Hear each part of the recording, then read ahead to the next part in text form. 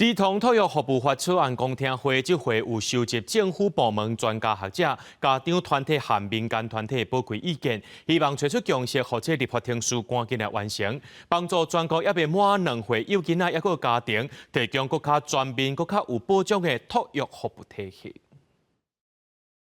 一回查甫囡仔开互徛家托育任务虐待死亡的案件，引起社会高度重视，儿童保护的议题。为着要加强管理，确保囡仔送托育的安全性，卫福部有规划儿童托育服务法草案，拜时有立委招学者、民间团体等等共同参与公听会。有妇女团体表示，目前针对任务的管理制度，任务若是违规，只要限期改善，就袂有不良记录，欠缺退场机制。呼吁这部专法内底应当加入违规记点的制度。某一些违规的行为，我们就不要再让它可以限期改善，因为你可以限期改善，那它就永远不会怕。对，所以要改成直接的去裁罚。那第二是说，希望可以有这个违规记点的方式，就是可以让它每次的违规都有关系。另外，为着要保障托育的安全品质，公听会针对徛家托育敢爱装敢时期冇无共的意见。因为徛家托育是私人空间，若准要整有民团认为恐惊会有隐私的疑虑，但是有受害家属团体认为，监视档案对因来讲，上起码是一项重要的证据来源。假使这个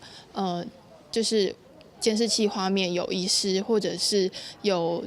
删除的情况的时候，我们起码可以透过中央，就是卫福部这边，那有相关的这个监视器云端的保存的资料，那我们就可以对接下去的案件会有所帮助。家属团体嘛强调，尤其若是身心障碍囡仔，愈无法度用言语好好表达家己是安怎受害的，因希望伫咧专法内底爱增加安全监视器，也有监视档案连接线顶保存伫咧中央的资料库。针对这建议，卫福部社家属是回应讲，亲像违规记点制度会考虑的入去处罚。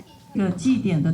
制度可以纳在我们的执法里面来去做讨论。将来我们的调查人员的训练，我想这个是我们中央会来举办的哈，让大家的在调查非法的，应该是说违规的收托的时候，或者是有家长陈情案件，其实我们全国大家的品质是可以比较一致的。卫福部表示，儿童托育服务法拢总是有6章77条，也有17部主法，无论是强化托育安全性、改善灵母胎育，还是照顾无共需求的囡仔，针对这意见，拢会收集起来做立法规划参考。卫福部嘛表示，草案经过行政院核定了后，打算会伫这会期送入去立法院审查。记者卢尚如、郑俊尧台北报道。